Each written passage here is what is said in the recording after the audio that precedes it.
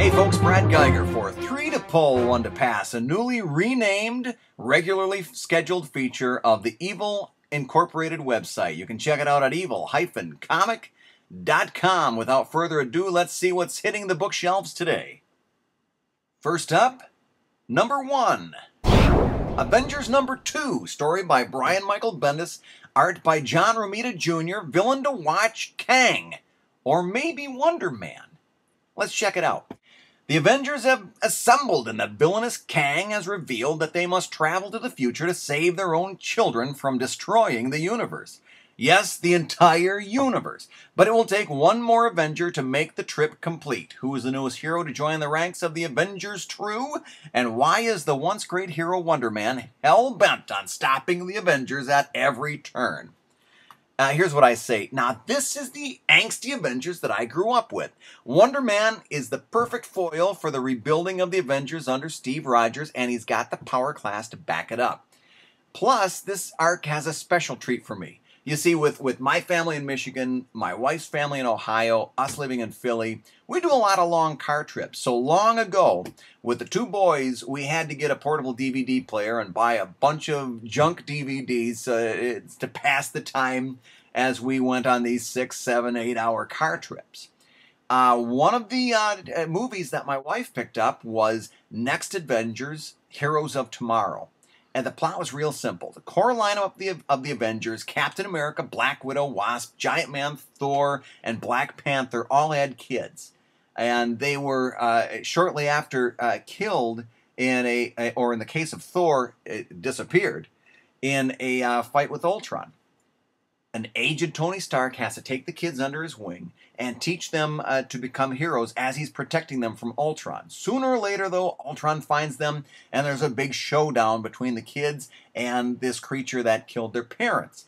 They're going to need the help of another Avengers son, Barton, who is Hawkeye's son, and an elderly, Incredible Hulk. It's a really great little movie, and the character designs are really tight. I really enjoyed watching this. I listened to it from the back, or from the kids in the back seat about 6 or 7 times. Finally caught it in the living room one afternoon and was captivated. And I said to my wife, "These are great characters. How come Marvel isn't doing anything with them?" Imagine my surprise in Avengers No. 1 to see these characters in a big splash page at the end of the chapter. These guys are going to factor heavily into this story, and I couldn't be happier about it. You can still get this DVD, by the way, at Amazon for like $5 if you play your cards right.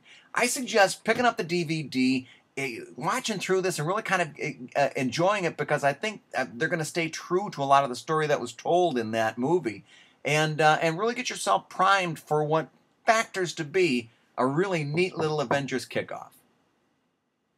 And now, number 2. Fantastic Four number 580. Written by Jonathan Hickman, art by Neil Edwards, villain to watch, Arcade. Let's hear what they have to say. A giant toy store full of deadly video game kids and killer Legos. An underground labyrinth inhabited by needy Swedish nannies. The Impossible Man, Arcade, and a babysitter named Johnny Storm. Enter the Franktastic Four. And now, number 2. Fantastic Four number 580. Written by Jonathan Hickman, art by Neil Edwards, villain to watch, Arcade? Let's hear what they have to say. A giant toy store full of deadly video game kids and killer Legos. An underground labyrinth inhabited by needy Swedish nannies. The Impossible Man. Arcade. And a babysitter named Johnny Storm. Enter the Franktastic Four. Here's what I say.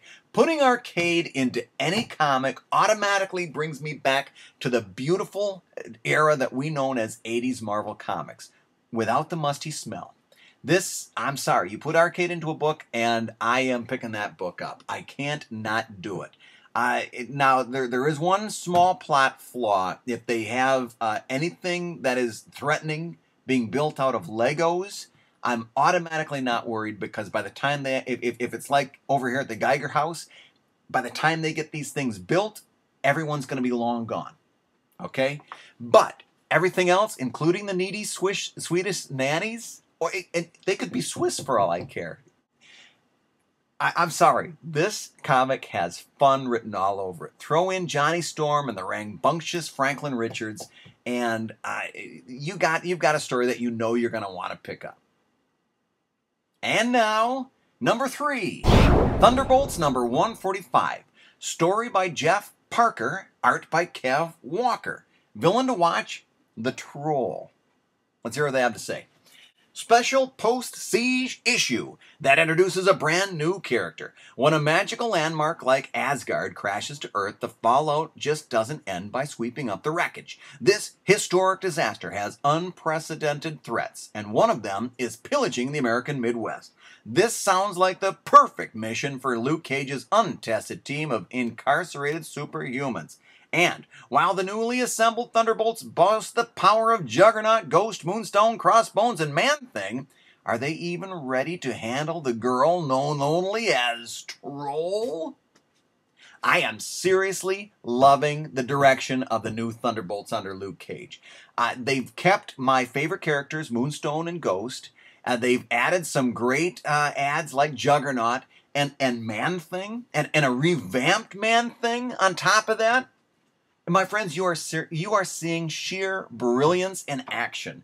This, if you're not picking up Thunderbolts right now, you want to jump on. This is a great time to get on the bandwagon. Then you can tell all your fanboy friends down at the comic shop, I've been reading it for years. Your secret's safe with me. And now, one to pass. WWE Heroes number 4, written by Keith Champagne, art by Andy Smith. Villain to watch, the Reverend Josiah. Here's the solicit. Things get seriously out of hand as WWE superstars start turning into WWE super monsters.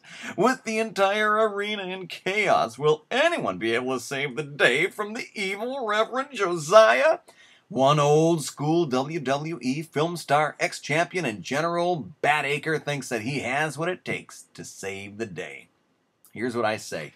Remember how excited you are when Warner Brothers announced that they were going to do an actual feature movie, and it was going to have Bugs and Daffy and the whole gang, and after seeing Disney do it so well for all these years, you were really excited, and then you found out that it was going to also star Michael Jordan, and it was going to be about the fate of the world being decided by a game of basketball.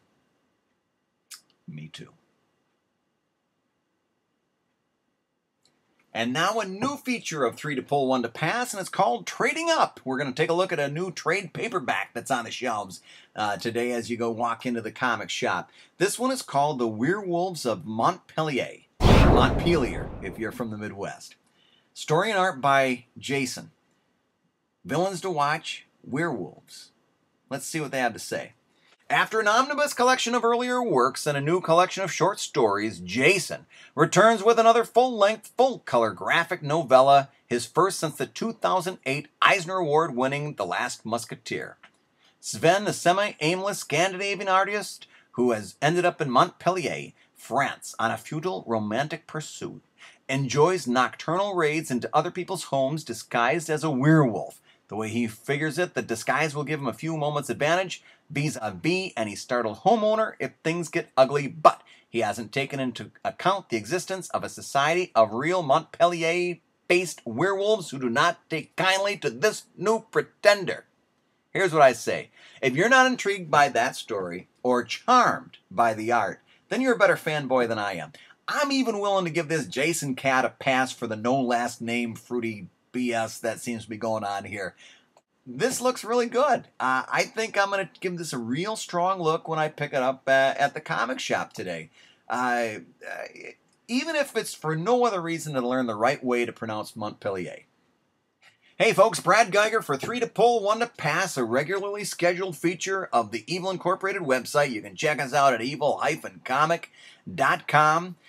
Check out every day. We've got a daily webcomic there, and also underneath the comic, a regularly updated blog about mainstream comics, what's going on at your comic shop, and updates on my convention Thank you to everyone that came out to Wizard World Philadelphia a couple weeks back to say hello, pick up some Evil Inc. graphic novels, and just in general make it one of the best weekends in 10 years of convention exhibiting for me. You guys are the best. Thanks for coming out. I'm looking forward to seeing you all at Nerd Prom, San Diego Comic-Con International, in just a few short weeks.